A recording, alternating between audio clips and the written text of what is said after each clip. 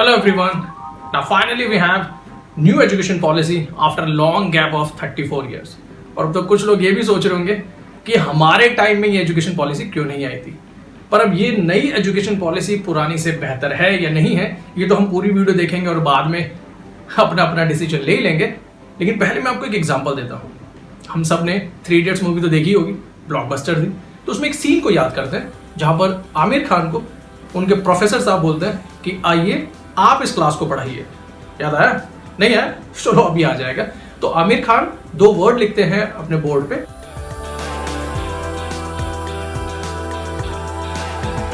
और सबसे बोल देते हैं कि चलिए इन 2 वर्ड्स का मतलब बताइए। अब तो याद आया होगा ना। तो उस सीन से क्या सीखा था आपने? तो जैसे आमिर खान भी वहां पे उनसे कहते हैं कि ऐसे पढ़कर अगर कुछ बन भी गए तो उसका क्या फायदा है, क्योंकि उसमें बाकी बच्चे वो सिर्फ और सिर्फ रोट लर्निंग के ही महारथी थे, है ना। तो हाँ, उस मूवी में भी दिखाया गया था कि अगर आपके कॉन्सेप्ट स्ट्रांग है, आपके जो फाउंडेशन है वो स्ट्रांग है, तो आप लाइफ में कुछ भी अचीव कर सकते हैं।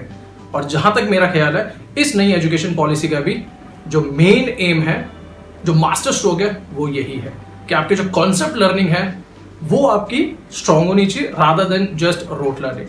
अब आज के सिस्टम में तो होता क्या है, और जैसे ही उसे क्लास 1 में डालते हैं उसके बाद से उसे रटाना शुरू कर देते हैं। यानी कि जो फाउंडेशन है, जो कॉन्सेप्ट है, जो लर्निंग का टाइम है, वो हम रटाने में लगा देते हैं। और फिर उसके बाद से जैसे ही आप 10 तक चलते हैं, आपकी शुरू हो जाती है rat race.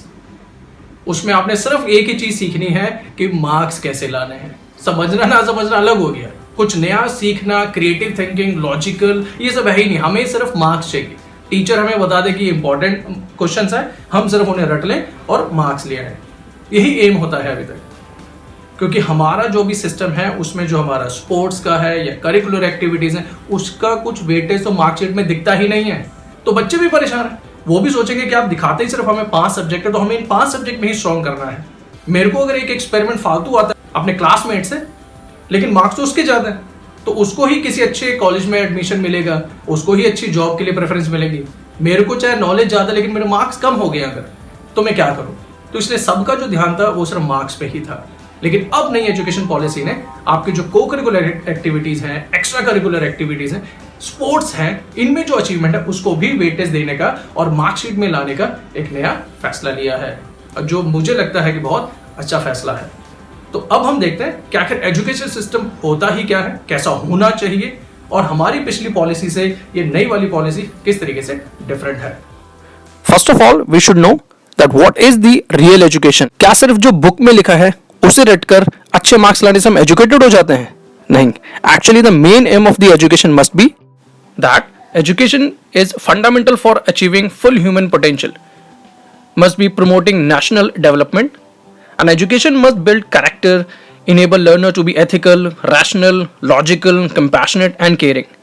Educationists must recognizing and identifying, fostering the unique capabilities of each student, must put emphasis on conceptual understanding rather than rote learning and learning for just exam.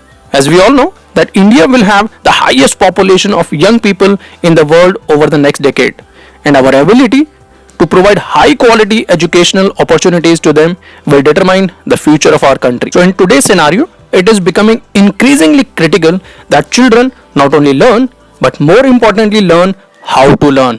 Therefore, our education system must move towards the logical thinking, critical thinking, solving problems, creativity, multidisciplinary, innovative, discovery oriented, inquiry driven, and most important that students must not confine themselves to the books only. यानी कि उन्हें सिर्फ book warm नहीं बन के रह जाना है, अपनी जो भी वो लर्निंग है उसको डेली लाइफ में लगाना उन्हें आना चाहिए, और डेली लाइफ से, सराउंडिंग से उन्हें सीखना भी आना चाहिए. Now we will see that what are the basic differences between the old education system and the new proposed one, and then we will finalize that how your new education system is going to be better than the old one. The current education system is considered as 10+2, and for the first 10 years the age of the child is between 6 to 16 years. That means a child cannot enter the proper education system before he attains an age of 6 years. यानी कि उसका जो basic foundation है वो ही कई बार week रह जाता है, क्योंकि कई बच्चों को मौका ही नहीं मिल पाता है कि प्रॉपर एजुकेशन वो हासिल कर सकें. लेकिन जो अब नया सिस्टम आया है उसमें 10+2 को फर्दर मॉडिफाइड किया गया है और अब वो हो गया है 5+3+3+4 और उसमें जो मास्टर स्ट्रोक है वो ये फाउंडेशन है जो कि 5 इयर्स का है। यानी कि अब बच्चा जैसे ही 3 साल का हो जाएगा वो आपका प्रॉपर स्कूल एजुकेशन में एंट्री ले लेगा और वहां पर now the education system will further ensure कि वहां पे गुड लेवल के आपके एजुकेशनिस्ट मिलेंगे। तो अब बच्चे का जो कॉन्सेप्ट है वो अर्ली एज से ही शुरू हो जाएगा, यानी कि उसे आगे आने वाले टाइम में नहीं फेस करनी पड़ेगी। Other important points of this policies are that it is curtailing dropout rates and ensuring universal access to education at all levels. And the most important is that it is now going to empower students through flexibility in course choices. यानी कि अब students 10th पास करके 11th में कोई से भी subjects ले सकता है। अगर वो साइंस स्ट्रीम में जाना चाहता है और उसके साथ साथ वो fine arts, music, physical education, geography ऐसे सब्जेक्ट्स भी लेना चाहता है तो अब उसके पास ये चॉइसेस रहेंगी। However time will tell us that इसका एप्लीकेशन, इसकी जो इम्प्लीमेंटेशन है स्कूल में कैसे पॉसिबल होंगी। Next is multilingualism and power of language. That means now a student can learn in any regional language, home language, mother tongue. अब उसे जरूरी नहीं है कि सारा का सारा सिलेबस इंग्लिश में ही पढ़ना है, जो भी उसकी मदर टंग है या वहाँ की रीजनल लैंग्वेज है वो उसमें पढ़ाई कर सकता है। This education policy we have multiple entry and exit points. That means a student can leave and continue studies at any multiple points. In academic bank of credit, all marks and credits will be get stored. यानी कि अगर वो graduation में first year की पढ़ाई करता है और उसके बाद किसी भी प्रॉब्लम की वजह से वो आगे कंटिन्यू नहीं कर पाता है तो उसके जितने भी मार्क्स होंगे वो एक डिजिटल बैंक में स्टोर हो जाएंगे और उसके बाद में वो जब भी अपनी पढ़ाई कंटिन्यू करना चाहता है तो वो उसके मार्क्स वहीं से कंटिन्यू और ऐड होना शुरू हो जाएंगे। तो आपको कैसी लगी ये न्यू एजुकेशन पॉलिसी? अपना ओपिनियन मेरे कमेंट बॉक्स में जरूर डालिएगा। तो मिलते हैं फिर अगले वीडियो में। Till then keep applying science in daily life. जय हिंद, जय भारत। और अगर आपको इस पॉलिसी के और भी फैक्ट्स जानने हैं तो वो गवर्नमेंट वेबसाइट पे जाकर जरूर चेक कीजिएगा।